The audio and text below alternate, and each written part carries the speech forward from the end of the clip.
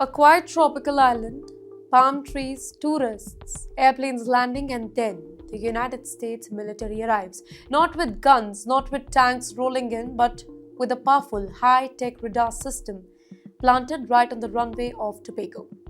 You're watching TimesXP. My name is Driti Atri, and here's the part that makes this really explosive. Tobago is just 70 miles from Venezuela. That's closer than many capital cities are to their own borders. So, what exactly did the US put there? A military-grade radar known as GATOR, ANTPS-80. Basically, a system so advanced that it can scan the sky in all directions, 360 degrees, tracking aircrafts, monitoring movements, spotting threats from up to 170 miles away. And it can be set up in less than an hour. Quick, quiet, precise. The official story? It's for tracking drug boats. Well, Trinidad and Tobago's Prime Minister, Kamla Prasad Basesa, said that the US Marines were there to help improve the surveillance against the narco trafficking.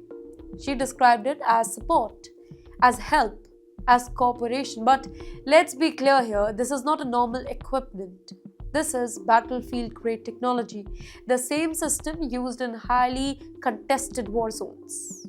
And there's where the things get more interesting, because at the very same time, the US has stepped up its military presence near Venezuela.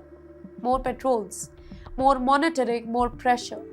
In fact, in recent weeks, American forces have targeted and destroyed more than 20 drug boats in that particular region. And then came the real warning directly from Donald Trump.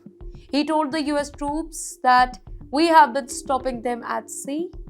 Now, we'll be stopping them on land too very soon. Now, that statement wasn't just a few small boats. It was a message to Venezuela.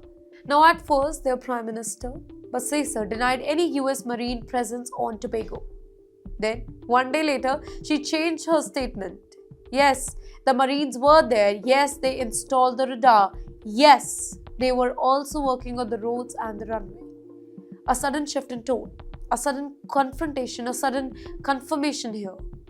Now, here's where the tensions rises even more. Just days before the radar appeared, the Prime Minister met the chairman of the US Joint Chiefs of Staff. A closed-door meeting, 2 hours long. No cameras, no big announcement, just talks. Then the radar arrives. Is it a coincidence or a strategy?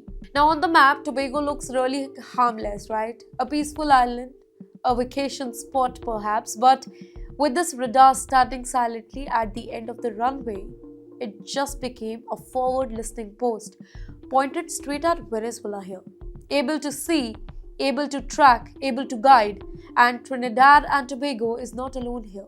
Other Caribbean nations like Dominican Republic have also lined up American side. A growing circle around Venezuela, a tightening net. So ask yourself this, is this really just about drugs?